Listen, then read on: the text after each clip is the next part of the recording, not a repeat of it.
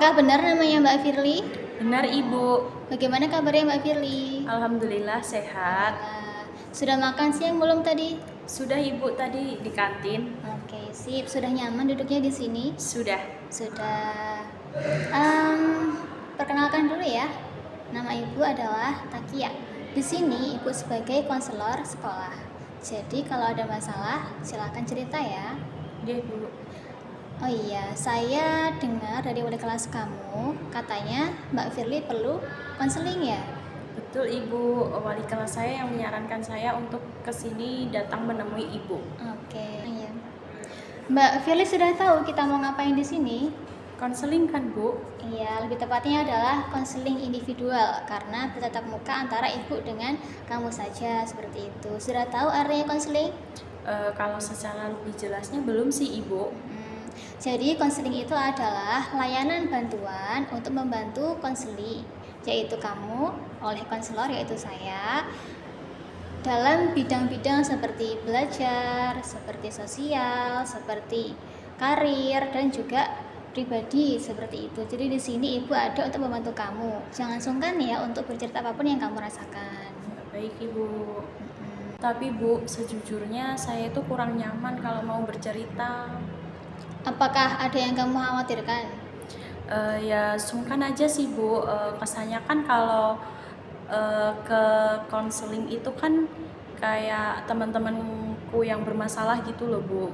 Dan ke saya kan tidak ada masalah ya.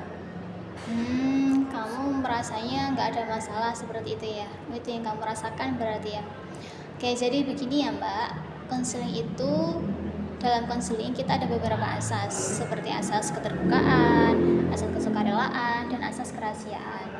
Kalau misalkan Mbak Firly nggak bersedia cerita ke ibu, nggak terbuka dan nggak berterus terang, ibu nggak bisa bantu Mbak Firly. Dan jangan takut karena konseling ini sifatnya rahasia. Jadi apapun yang Mbak Firly katakan tidak akan ibu sampaikan ke mana-mana seperti itu.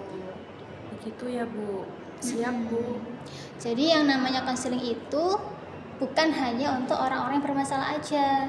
Kalau mau curhat boleh, apapun masalah kamu bisa cerita ke ibu seperti itu. Iya, Bu. Oke, sekarang kita akan menyepakati mengenai waktu dulu ya.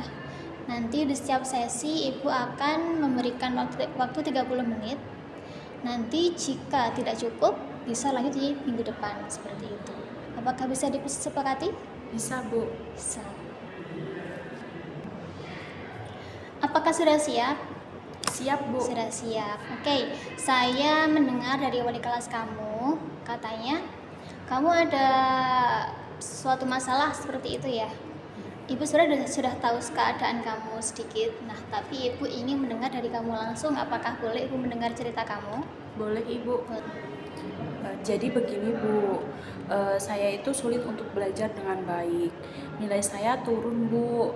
Banyak sekali tugas yang menumpuk. Dan terutama itu mata pelajaran fisika dan kimia. Nilai saya banyak yang turun, Ibu.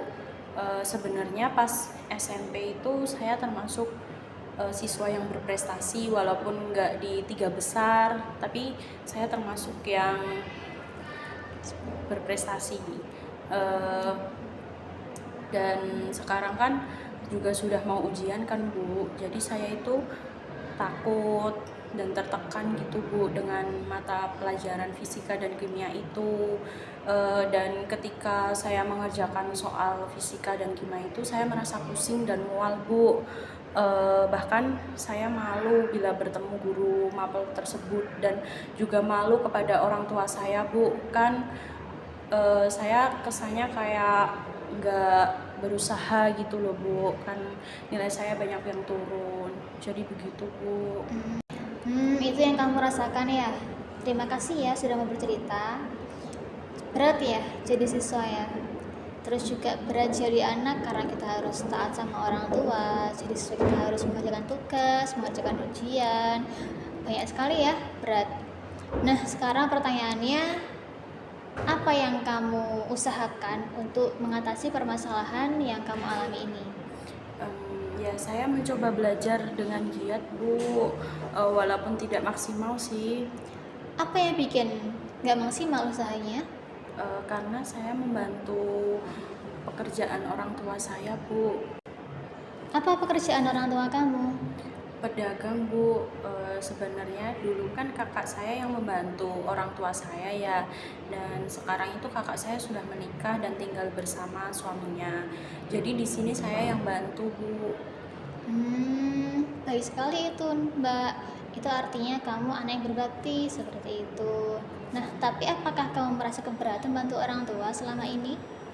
Saya sebenarnya suka sih, Bu, membantu orang tua, tapi saya juga kadang keberatan dengan aktivitas sehari-hari saya. Kemudian mengenai nilai-nilaimu yang katanya tadi turun ya, itu apakah orang tua kamu mempermasalahkan hal tersebut? Sebenarnya juga tidak sih, Bu.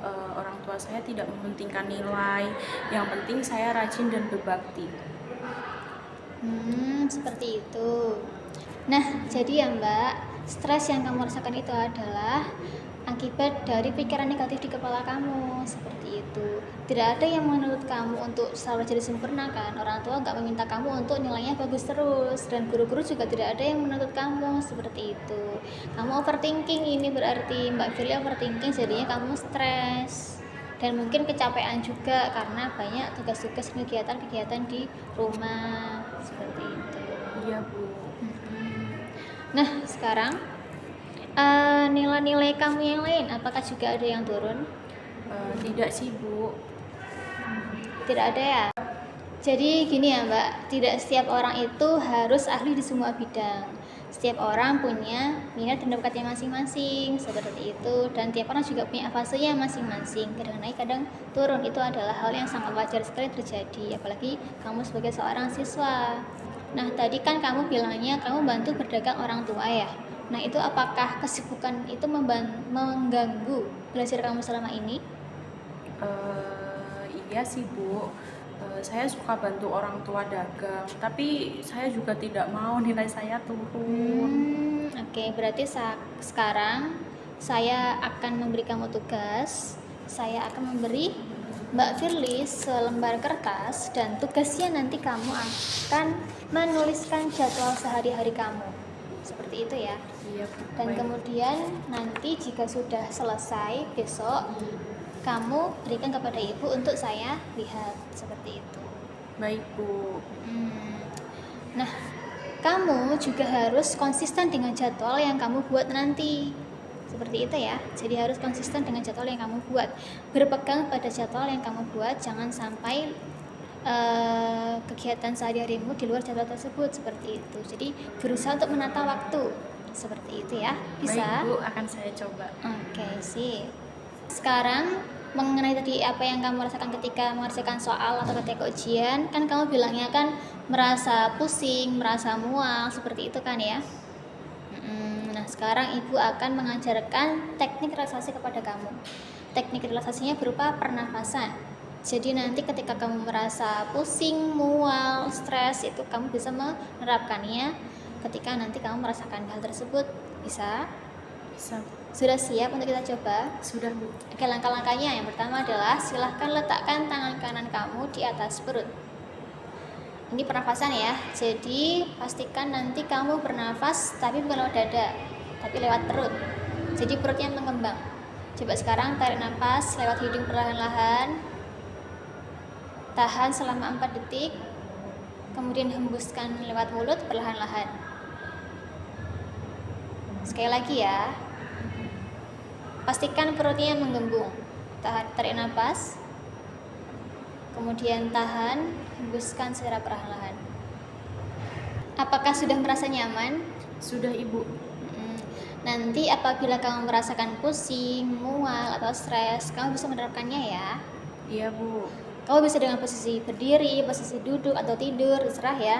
Asalkan posisinya nyaman, seperti itu. Bisa? Bisa, Bu. Bisa, oke. Oh iya, Mbak Firly pernah dengar nggak kata-kata seperti ini? Bukan hasil yang dinilai, tapi adalah prosesnya.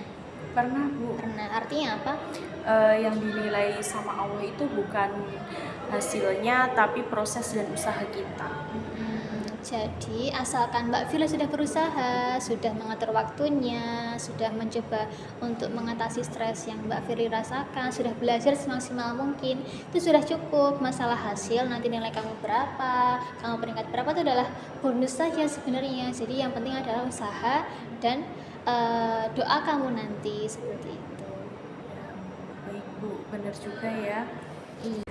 Oh iya Mbak, tadi kan kamu bilang katanya takut ya ketemu dengan guru fisika atau kimia. Nah sekarang apakah masih merasa seperti itu? Masih Bu. Masih. Kamu suka nggak dengan sikap seperti itu? Tidak sih Bu, kan saya tidak berbuat kesalahan yang fatal ya, dan saya ingin bertemu beliau itu seperti saya bertemu guru lain, seperti tersenyum, menyapa, begitu Bu. Seperti itu. Jadi kamu nggak suka dengan sikap seperti itu ya sebenarnya ya. Iya Bu. Nah sekarang kita akan mencoba untuk latihan simulasi. Mbak Firly secara tutup mata, bayangkan dalam kepala ketika bertemu dengan guru fisika atau kimia, Mbak Firly tersenyum, Mbak Firly menyapa, atau setidaknya bersikap dengan tenang seperti itu. Tidak ada rasa takut terhadap guru tersebut. Bayangkan ya, bisa? Bisa Ibu. Bisa. Nanti ketika di kelas atau ketika di jalan ketemu dengan guru fisika, bisa ya? Bisa Ibu. Oke, karena sudah habis ya waktunya ini. Alhamdulillah sudah 30 menit. Nanti minggu depan jangan lupa kesini lagi ya. Ibu ingin mendengar perkembangan kamu. Dan jangan lupa tugas yang diberikan ya, dikerjakan di rumah, kemudian besok tunjukkan kepada saya tugas yang kamu kerjakan. Seperti itu. Baik Bisa? Bu, bisa. Oke, sekarang bagaimana perasaan Mbak Firly? Sudah jauh lebih baik Bu. Sebelum kesini kan isi kepala saya itu ruwet banget Bu. Dan sekarang setelah kesini saya sudah merasa lebih tenang dan saya sudah tahu apa yang harus saya lakukan dan apa yang harus saya perbaiki ke depannya. Bagus sekali ya Mbak, Alhamdulillah sudah merasa tenang ya sekarang ya. Ibu juga ikut senang dan jangan lupa minggu depan datang lagi ya. Oke, sekian sesi kali ini. Baik Bu, terima kasih banyak ya Bu atas bantuan yang telah diberikan kepada saya. Sekarang saya mau pamit dulu ya Bu. Oh iya, Terima boleh. kasih. Silakan. Assalamualaikum. Waalaikumsalam. Mari Ibu.